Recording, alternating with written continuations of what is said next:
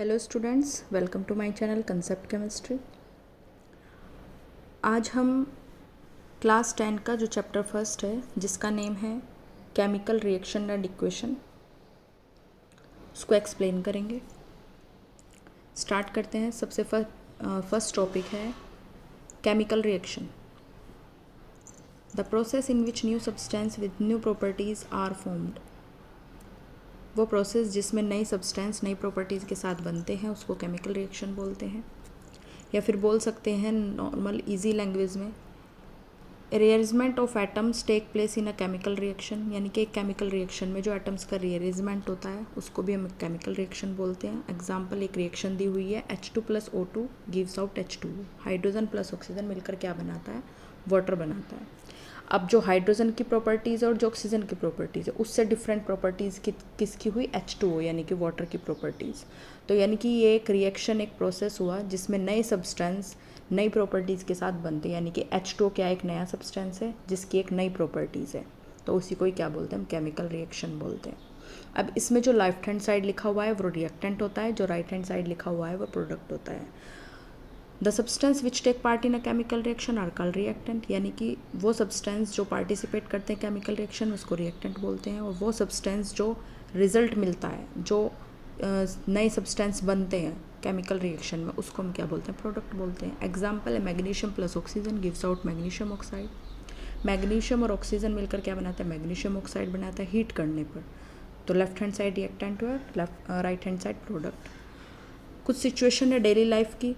श्योरिंग of milk when left at room temperature during summer, यानी कि दूध का खट्टा होना गर्मियों में। कई बार हम रूम टेम्परेचर पर छोड़ देते दूध को तो वो खट्टा हो जाता है, मतलब ख़राब हो जाता है। ऐसे formation of curd from milk, दूध से दही बनाना, cooking of food, digestion of food, इन सब में रिएक्शंस होती हैं और ये एक नई प्रॉपर्टीज़ के साथ फॉर्मेशन होता है। Process of respiration, fermentation of grapes, rusting of iron, burning of fuels, burning of candle wax, ripening of fruits, ये सब डेली लाइफ के एग्जाम्पल और ऐसे ही बहुत सारे एग्जाम्पल है जिसमें केमिकल रिएक्शन अप्लाई होती है। अब आते हैं करेक्टरिस्टिक केमिकल रिएक्शन की। Evolution of a gas, first characteristic है the chemical reaction between zinc and dilute sulphuric acid. Chemical reaction किसके बीच में? जिंक और डाइल्यूट सल्फ्यूरिक एसिड में। Is characterised by the evolution of hydrogen gas. तो उसमें क्या होता है? हाइड्रोजन गैस का इवोल्यूशन, यानी कि हाइड्रोजन गैस उसमें बाहर निकलती है। जब हम जिंक और डाइल्यूट सल्फ्यूरिक एसिड की रिएक्शन कराते हैं तो उसमें इवोल्यूशन ऑफ हाइड्रोजन गैस का इवोल्व होना, यानी कि हाइड्रोजन गैस बाहर निकलती है, तो ये करेक्टरिस्टिक इवोल्यूशन ऑफ गैस। ऐसे ही formation of a precipitate, the chemical reaction between potassium iodide and lead nitrate is characterised by the formation of yellow precipitate of lead iodide. ऐसे फॉर्मेशन ऑफ प्रेसिपिटेट, यानी कि precipitate का बनना, एक chemical reaction जिसमें potassium iodide लिया हुआ है, लेड नाइट्रेट लिया हुआ है और हमारे पास एक येलो प्रेसिपिटेट बनता है लेड आयोडाइड का, तो उसी को ही फॉर्मेशन ऑफ प्रेसिपिटेट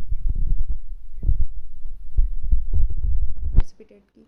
नेक्स्ट है change in colour, the chemical reaction between citric acid and purple colour potassium permanganate solution is characterised by change in colour. इस रिएक्शन में जो हम सिट्रिक एसिड की जिसका कलर है पर्पल, पोटेशियम परमैंगनेट से reaction कराते हैं सॉल्यूशन से, तो उसमें कलर चेंज हो जाता है फ्रॉम पर्पल टू कलरलेस, यानी कि पहले उसका कलर पर्पल होता है उसके बाद कलरलेस हो जाता है, तो ये चेंज इन कलर एक करेक्टरिस्टिक है। Change in temperature, the chemical reaction between quicklime and water to form slaked lime is characterised by change in temperature. Chemical reaction जो क्विकलाइम और वाटर के बीच में होती है उसके बाद स्लेकलाइम जो बनता है उसका जो टेम्परेचर है वो चेंज हो जाता है, तो ये चेंज इन टेम्परेचर करेक्टरिस्टिक्स है।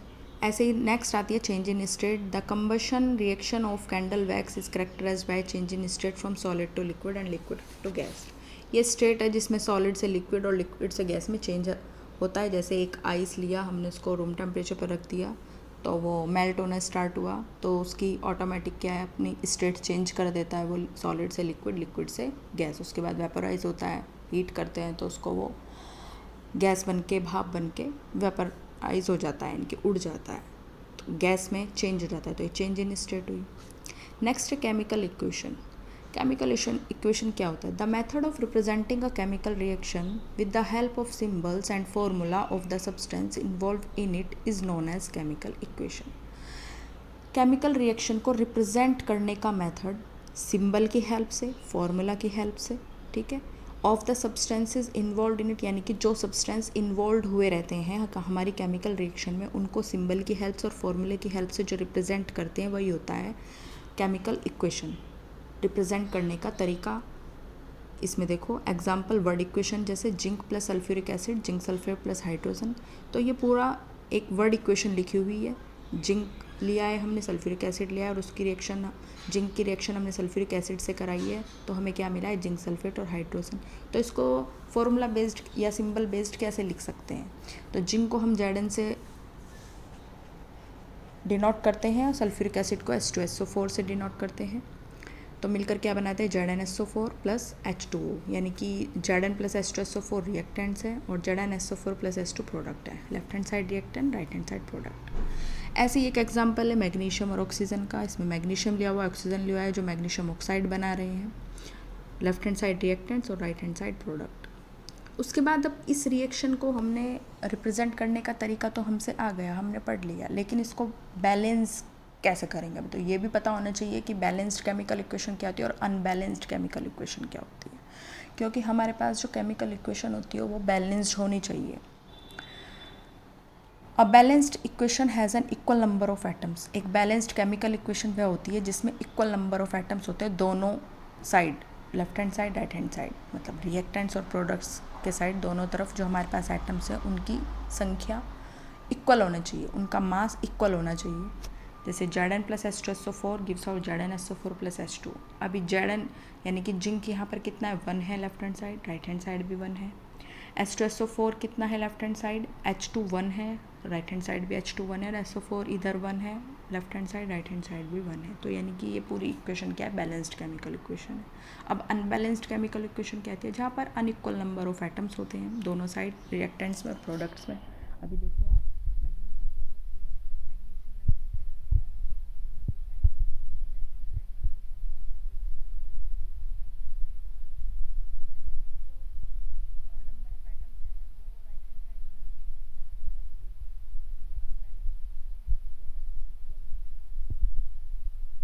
अब बैलेंसिंग ऑफ केमिकल इक्वेशन करते हैं। The process making the number of different type of atoms equal on both sides of an equation is called balancing of equations. यानी कि वह प्रोसेस जिसमें हम different type of atoms, दोनों तरफ जो एटम्स होते हैं वो इक्वल करने होते हैं, उसी को ही हम बैलेंस केमिकल इक्वेशन बोलते हैं। जैसे H2 plus O2 H2O, H2 plus O2, अब ऑक्सीजन लेफ्ट हैंड साइड 2 है लेकिन राइट हैंड साइड 1 है, तो रिएक्टेंट प्रोडक्ट्स के हमने नंबर ऑफ H एटम्स और नंबर ऑफ O एटम्स लिख लिए। Number of H atoms both side but the number of oxygen atom is unequal, यानी कि नंबर ऑफ H एटम्स दोनों साइड इक्वल हैं लेकिन नंबर ऑफ O एटम्स दोनों side unequal है, एक तरफ 2 है और एक साइड 1 है। अब इसको इक्वल कैसे करेंगे, अब इक्वल ऐसे करेंगे, ऑक्सीजन कितने हैं 2, तो राइट हैंड साइड में 2 की मल्टीप्लाई कर देंगे, तो रिएक्शन क्या हुई, H2 plus O2 gives out 2H2O। अब number of H atoms reactants में 2 हैं, काउंट करके देखो, और प्रोडक्ट्स में कितने हो गए 4। H2 की मल्टीप्लाई राइट हैंड साइड में 2 से करेंगे तो 2 2 ज़ा 4, हाइड्रोजन एटम कितने हो गए 4। वहीं पर ऑक्सीजन एटम इक्वल हो गए दोनों तरफ, right hand side, left hand side 2 2। Left hand side oxygen atom कितने हैं 2 और राइट हैंड साइड भी कितने हो गए 2। अभी हमें हाइड्रोजन एटम को बैलेंस करना है तो क्या करेंगे, पूरी इक्वेशन में हम 2 से मल्टीप्लाई कर देंगे, पूरी इक्वेशन में नहीं, सॉरी, हाइड्रोजन एटम्स को हम 2 से मल्टीप्लाई कर देंगे लेफ्ट हैंड साइड। अब इक्वेशन क्या बनी, 2H2 plus O2 gives out 2H2O। अभी हमारी जो इक्वेशन है वो बैलेंस हो गई, क्योंकि अब काउंट करके देखो, 2 2 ज़ा 4 hydrogen atom left hand side है और 4 hydrogen atom right hand side में है। ऐसे ही oxygen atoms 2 left hand side में है और 2 राइट हैंड साइड में। तो this chemical equation contains an equal number of atoms of hydrogen and oxygen on both side, so this is balanced equation. The chemical equation are balanced to satisfy the law of conservation of mass in chemical reaction. जो chemical equation होती है, जो मतलब balanced हम करते हैं, वो कौन से लॉ को सेटिस्फाई करती है, यानी कि लॉ ऑफ कंजर्वेशन ऑफ मास। ये बोर्ड में क्वेश्चन कई बार पूछा जा चुका है और इसका आंसर बहुत इजी होता है, लेकिन बच्चे ध्यान से पढ़ में नहीं पाते।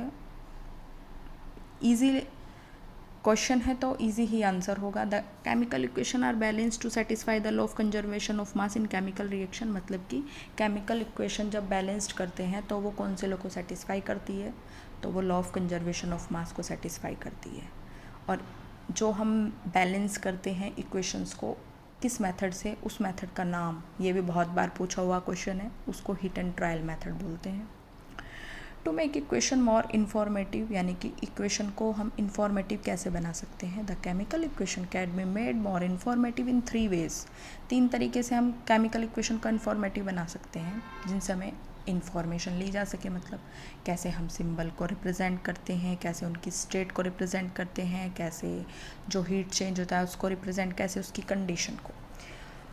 बाय इंडिकेटिंग, हम इंडिकेट करते हैं physical state of the reactants and products, यानी कि रिएक्टेंट्स और प्रोडक्ट्स में जो फिजिकल स्टेट होती है, यानी कि सॉलिड है, लिक्विड है या गैस है या एक्वस स्टेट है, उसको रिप्रेजेंट करके लिखेंगे हम सब्सटेंस आइटम्स को, रिएक्टेंट्स में भी और प्रोडक्ट्स में भी।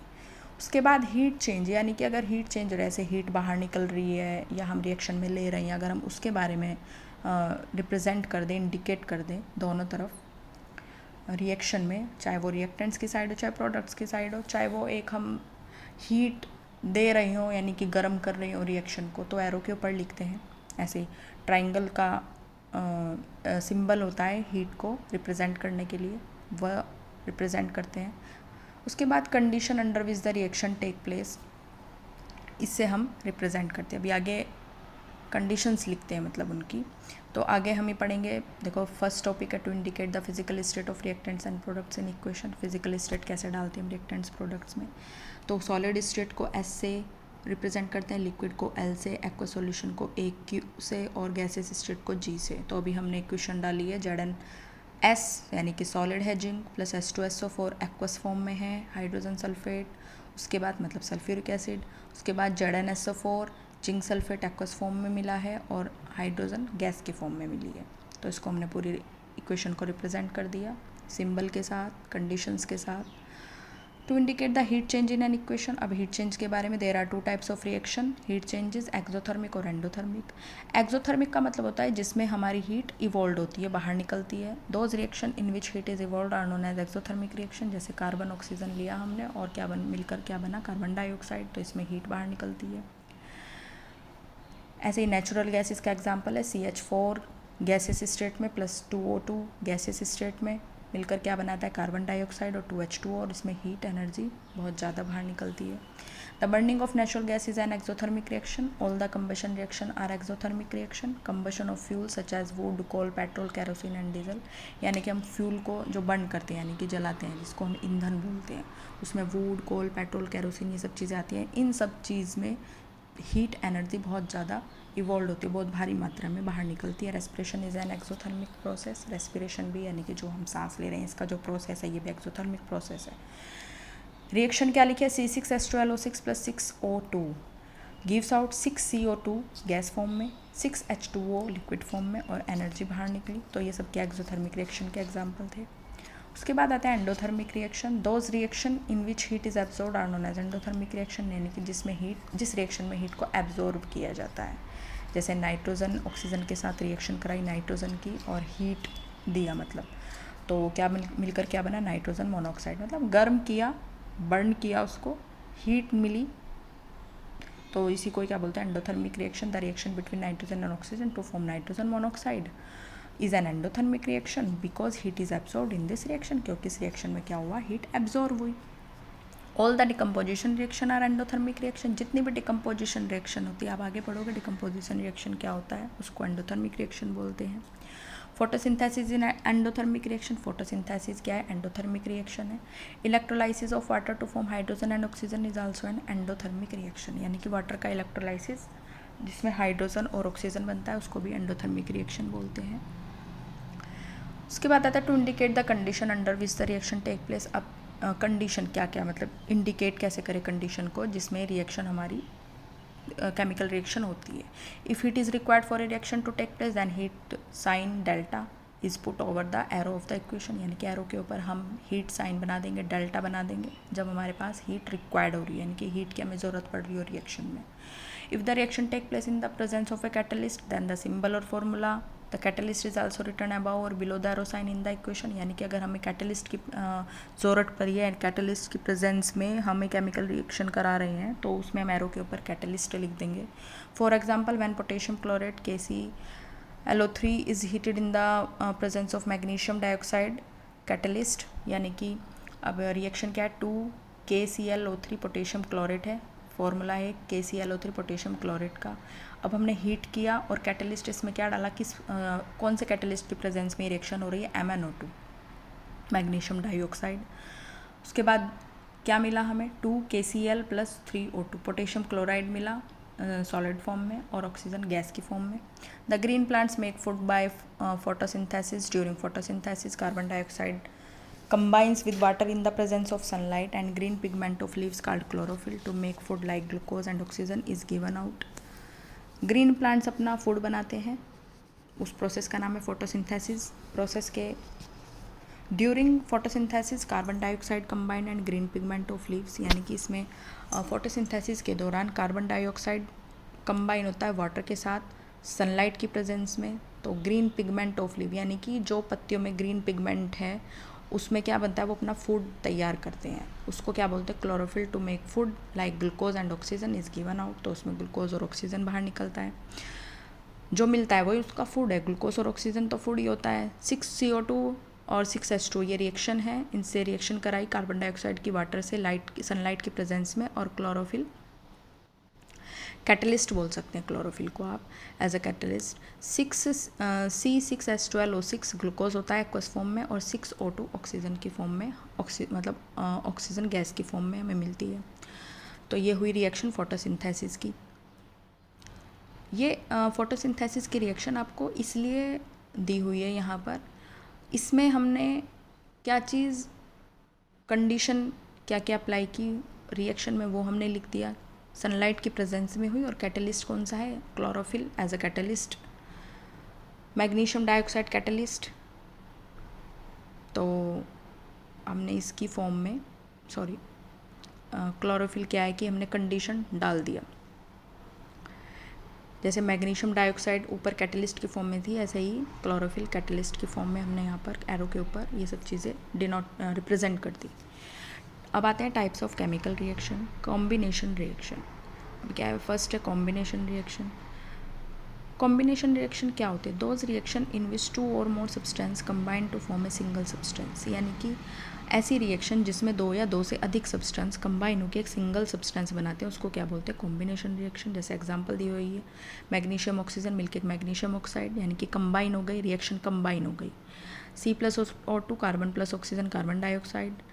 H2+Cl2 हाइड्रोजन क्लोरीन मिलकर हाइड्रोजन क्लोराइड बनाया. अमोनिया हाइड्रोजन क्लोराइड मिलकर अमोनियम क्लोराइड बनाया. तो वह रिएक्शन जो 2 या 2 से अधिक सब्सटेंस को कंबाइन कर लेती है एक सिंगल सब्सटेंस में, उसे कोई क्या बोलते हैं, कॉम्बिनेशन. इसके नाम से पता चल रहा है, इसका नाम है कॉम्बिनेशन रिएक्शन, यानी कि कंबाइन होना, यानी कि सब्सटेंस का कंबाइन होकर एक सिंगल सब्सटेंस बन जाना, उसे कोई क्या बोलते हैं, कॉम्बिनेशन रिएक्शन. अब आती है next decomposition reaction. Decomposition reaction those reaction in which a compound split. Decompose reaction है मतलब टूट जाना, डिकम्पोज हो जाना, इसका नाम ही इसको रिप्रेजेंट कर रहा है पूरी डेफिनेशन को, कि ऐसी रिएक्शन जिसमें कंपाउंड टूट जाते हैं 2 या 2 से अधिक सब्सटेंस में, उसी को डिकम्पोजिशन रिएक्शन बोलते हैं. कॉम्बिनेशन का बिल्कुल उल्टा, रिवर्स. और decomposition reaction is just the opposite of a combination reaction. जो डिकम्पोजिशन रिएक्शन है वो क्या है, अपोजिट है कॉम्बिनेशन रिएक्शन की. वहाँ पर 2 सब्सटेंस मिलके एक बना रहे थे, यहाँ पर एक सब्सटेंस टूटने के बाद 2 सब्सटेंस बना रहा है. जैसे एग्जाम्पल है calcium carbonate CaCO3 solid form में, हीट इसमें एब्जॉर्व हुई और डिकम्पोजिशन हुआ, यानी कि रिएक्शन क्या हुआ, टूट गई, डिकम्पोज हो गई. किसमें, कैल्शियम ऑक्साइड में CaO सॉलिड स्टेट में है और carbon dioxide CO2 gaseous state में. तो ये टूटकर 2 सब्सटेंस बन गए, तो क्या हुई, डिकम्पोज हो गई.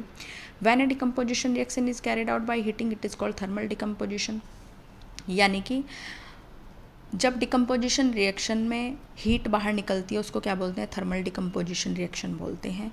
पोटेशियम क्लोरेट सॉलिड फॉर्म में लिया, हीट किया, डिकम्पोज हुई, 2KCl बना पोटेशियम क्लोराइड और ऑक्सीजन बना. ऐसे ही फेरस सल्फेट लिया, डिकम्पोज किया हीट के साथ, तो फेरिक ऑक्साइड बना, सल्फर डाइऑक्साइड बना, सल्फर ट्राईऑक्साइड बना. ऐसे ही लेड नाइट्रेट लिया हमने सॉलिड फॉर्म में, हीट किया, डिकम्पोज हुई रिएक्शन, तो उसमें PbO लेड मोनोऑक्साइड बना, नाइट्रोजन ऑक्साइड बना ब्राउन फ्यूम्स में, जिसका फ्यूम्स यानी कि फ्यूम्स बोल सकते हो आप, जो उसमें से एक भाप टाइप निकलते हैं ना, फ्यूम्स निकलते हैं, धुआं जिसको बोल सकते हो आप, जब लैब में रिएक्शन करते हैं तो वहाँ सब ये सब चीज़ें देखने को मिलती है, और ऑक्सीजन गैसियस फॉर्म में। ऐसे ही ये नीचे 2 रिएक्शन दी हुई है, इलेक्ट्रिसिटी डिकम्पोजिशन, सोडियम क्लोराइड के साथ हमने इलेक्ट्रिसिटी एब्जॉर्ब दी उसमें, और डिकम्पोजिशन डिकम्पोज हुआ किस में, सोडियम मेटल में और क्लोरीन गैस में। ऐसे सिल्वर ब्रोमाइड डिकम्पोज हुई, उसमें लाइट की ज़रूरत पड़ी, लाइट डाली हमने रिएक्शन के ऊपर, सनलाइट। 2Ag और Br2 यानी कि सिल्वर, ग्रे कलर का सिल्वर, वहाँ पर वाइट सिल्वर ब्रोमाइड था, और हमारे पास कौन से कलर में आया, सिल्वर कलर में, और ब्रोमीन मिला हमें गैसियस स्टेट में। तो ये सब कंडीशन अभी हमने पढ़ी है कि हम करैक्टरिस्टिक्स पढ़ी है ना केमिकल रिएक्शन की, change in colour, change in state, evolution of gas. तो ये सब चीज़ें रिएक्शन में हमें रिप्रेजेंट करनी है, और ये सब चीज़ें रिएक्शन में होती हैं। नेक्स्ट आता है डिस्प्लेसमेंट रिएक्शन। अब डिस्प्लेसमेंट का मतलब क्या होता है, यानी कि रिएक्शन में क्या हो रहा है, डिस्प्लेसमेंट यानी कि एक से दूसरी जगह एक सब्सटेंस की और दूसरी जगह के जगह को, यानी कि उसकी जगह को रिप्लेस करना, डिस्प्लेस करना, खिसकाना, ऐसे बोल सकते हो आप। Those reaction in which one element take place of another element, यानी कि एक एलिमेंट दूसरे एलिमेंट को डिस्प्लेस करता है, चेंज करता है in a compound, are known as displacement reaction. जैसे आप अब एग्जांपल से समझ जाओगे, CuSO4 एक्वस फॉर्म में और Zn जिंक सॉलिड फॉर्म में है, तो हमारा क्या बना, ZnSO4, यानी कि Zn ने किसको डिस्प्लेस कर दिया, Cu को हटा के, कॉपर को हटा के जिंक सल्फेट के पास आकर बैठ गया, तो क्या बन गया, ZnSO4 और Cu अलग हो गया, यानी कि कॉपर अलग हो गया सॉलिड स्टेट में।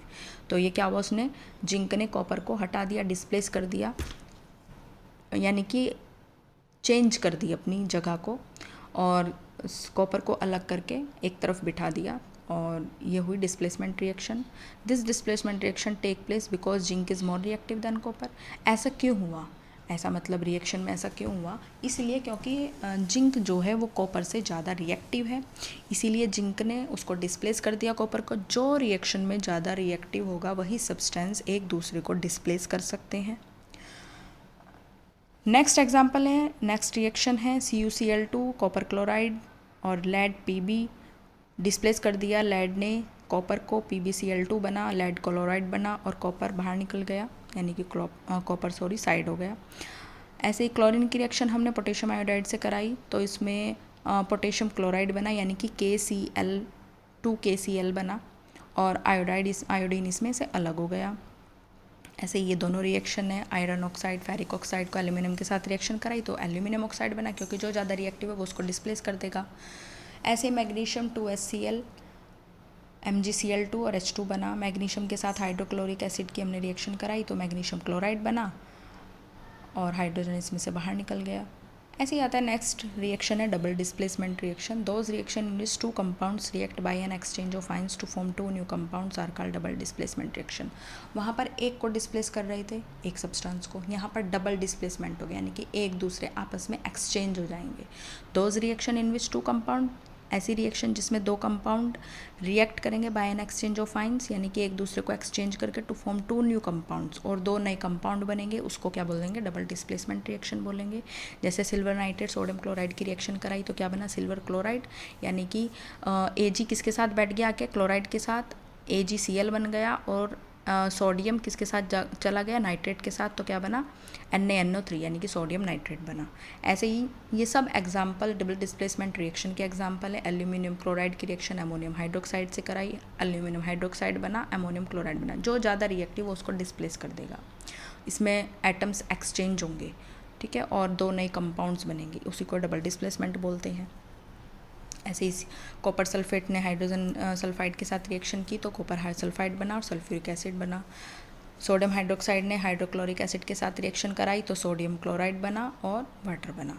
उसके बाद आते हैं oxidation and reduction reaction. Oxidation, the addition of oxygen to a substance is called oxidation. Oxidation क्या होता है, जिसमें ऑक्सीजन का जुड़ना, ऑक्सीजन को ऐड करते हैं उसको ऑक्सीडेशन रिएक्शन बोलते हैं, और हाइड्रोजन को रिमूव करते हैं, रिमूवल ऑफ हाइड्रोजन सब्सटेंस में, और substance is also called oxidation. Reduction में क्या होता है, उसका अपोजिट ऑक्सीडेशन में हम क्या करते हैं, ऑक्सीजन को ऐड करते हैं और हाइड्रोजन को रिमूव करते हैं। रिडक्शन में क्या करेंगे, हाइड्रोजन को ऐड करेंगे और ऑक्सीजन को रिमूव करेंगे, उसको रिडक्शन रिएक्शन बोलते हैं। ऑक्सीडाइजिंग एजेंट क्या होते हैं, the substance which give oxygen for oxidation is called an oxidizing agent. Substance जो हमें ऑक्सीजन देते हैं फॉर ऑक्सीडेशन के लिए, उसको ऑक्सीडाइजिंग एजेंट बोलते हैं। The substance which remove hydrogen, जो सब्सटेंस हाइड्रोजन को रिमूव करते हैं उनको ऑक्सीडाइजिंग एजेंट बोलते हैं। यानी कि जो सब्सटेंस ऑक्सीजन देते हैं ऑक्सीडेशन के लिए उसको ऑक्सीडाइजिंग एजेंट बोलते हैं, और जो सब्सटेंस हाइड्रोजन को रिमूव करते हैं उसको ऑक्सीडाइजिंग एजेंट बोलते हैं। ठीक है, हाइड्रोजन को रिमूव करना वो सब्सटेंस और ऑक्सीजन को देना वो सब्सटेंस, उन दोनों को क्या बोलते हैं, ऑक्सीडाइजिंग एजेंट। रिड्यूसिंग एजेंट क्या हुआ, जिसमें हाइड्रोजन को, वो सब्सटेंस जो हाइड्रोजन देते हैं और वो सब्सटेंस जो ऑक्सीजन को रिमूव करते हैं उनको क्या बोलते हैं, रिड्यूसिंग एजेंट। अब इससे समझ आ जाएगा आपको, the oxidation and reduction reaction are also called redox reaction. जिस रिएक्शन में ऑक्सीडेशन रिडक्शन दोनों होता है उसको क्या बोलते हैं, रिडॉक्स रिएक्शन बोलते हैं। रिएक्शन लिखिए, CuO प्लस H2, हीट किया, कॉपर बना और वाटर बना। अभी क्या हुआ देखो, लेफ्ट हैंड साइड देखो CuO कॉपर ऑक्साइड लिखा है और लेफ्ट हैंड साइड क्या है, क्या लिखा है, कॉपर। यानी कि यहाँ से ऑक्सीजन हट गया, ऑक्सीजन का हटना रिडक्शन रिएक्शन। ठीक है, अब इसमें रिड्यूसिंग एजेंट कौन से हुए, रिड्यूसिंग एजेंट हुए इसमें H2 की हेल्प से ही तो क्या हुआ कि ऑक्सीजन ऐड हो गया। मतलब H2 में क्या है, ऑक्सीजन ऐड हो गया, तो H2 की तो कोई प्रॉपर्टीज़ रही होगी जिसने ऑक्सीजन को ऐड कर लिया, तो क्या हुआ, वो रिड्यूसिंग एजेंट हो गया जिसने। और फिर उसके बाद हम लेफ्ट हैंड साइड में पढ़ते हैं, हाइड्रोजन लिखा है और उसके बाद H2O, यानी कि उस H2O, अब इसमें क्या हुआ, ऑक्सीजन ऐड हो गया, तो जिसमें ऑक्सीजन ऐड हो जाता है उसको ऑक्सीडेशन बोलते हैं और जिसमें ऑक्सीजन रिमूव हो जाता है उसको रिडक्शन बोलते हैं। सब्सटेंस ऑक्सीडाइज्ड H2, जो ऑक्सीडाइज्ड हुआ वो H2। सब्सटेंस रिड्यूस्ड CuO, जो रिड्यूस्ड हुआ यानी कि ऑक्सीजन का जुड़ना, ऑक्सीडाइजिंग एजेंट। और उसके बाद नेक्स्ट रिएक्शन आती है H2S प्लस Cl2, सेम है, जिसमें H2S यानी कि इसमें से हाइड्रोजन हट गया, removal of hydrogen, reduction reaction. और Cl2 और राइट हैंड साइड देखो HCl, हाइड्रोजन का जुड़ना, तो इसमें क्या हो गया, रिडक्शन हो गया। हाइड्रोजन का हटना ऑक्सीडेशन और हाइड्रोजन का जुड़ना रिडक्शन। उसके बाद आता है effects of oxidation reaction in everyday life. There are 2 common effects, corrosion of metal और एसिडिटी ऑफ फूड। बहुत पढ़ा है, बहुत बार पढ़ा है। कोरोजन क्या होता है, जंग लगना। The process in which metal are eaten by up gradually by the action of airs, यानी कि वो प्रोसेस जो मेटल्स को धीरे धीरे खाता रहता है। एयर और मॉइस्चर और a chemical such as an acid on their surface, यानी कि अगर किसी मेटल की सरफेस पर एयर, वो मेटल एयर के कांटेक्ट में हो, उसके ऊपर मॉइस्चर आ जाए, पानी में भीग जाए या फिर कोई केमिकल रख जाए, ठीक है, उसकी सरफेस पर, तो उस पर जंग लग जाता है, उसको बोलते हैं rusting of iron. Metal is the most common form of corrosion. ठीक है, तो एक कॉमन फॉर्म है रस्टिंग ऑफ आयरन, लोहे पर जंग लगना। तो ये किसका एग्जाम्पल है, कोरोजन का। During the corrosion of iron, iron metal is oxidize by the oxygen by air in the presence of water to form hydrated iron oxide called rust. During the corrosion के दौरान iron में और rusting of iron में, मतलब जो लोहे में जंग लग रहा है उसकी रिएक्शन हम लेते हैं। Iron metal is oxidized, iron metal क्या होता है, ऑक्सीडाइज्ड हो जाता है by the oxygen of air, यानी कि एयर में क्या होती है, ऑक्सीजन होती है। अब ऑक्सीजन क्या करेगा, उसको उसकी सरफेस पर, मेटल की सरफेस पर उसकी कांटेक्ट में आएगा, तो उसको वो धीरे धीरे कॉरोड करने लगेगा, कोरोजन खाने लगेगा। तो उसी को in the presence of water की प्रेजेंस में moisture to form hydrate iron, from hydrate oxide iron oxide called rust, तो उसी को हम क्या बोलते हैं, रस्ट, यानी कि जंग लगना। Rusting of iron is a redox reaction. Rusting of iron क्या है, रिडॉक्स रिएक्शन है। Corrosion weakness the iron weakens the iron. Corrosion क्या करेगा, आयरन को कमज़ोर बना देगा, यानी कि लोहे के टुकड़े को क्या करेगा, लोहे को वीक कर देगा। And steel object and structure such as railing, car bodies, bridge and ship etcetera and cut shorts their life, और उनकी जो लाइफ है वो कम हो जाएगी, उनकी लाइफ कम हो जाएगी। जब किसी भी मेटल पर जंग लग जाता है तो जाहिर सी बात है कि उसकी लाइफ कम हो जाती है। रेंसिडिटी क्या होता है, the condition produced by aerial oxidation of fats and oil is food marked by an unpleasant smell and taste is called rancidity.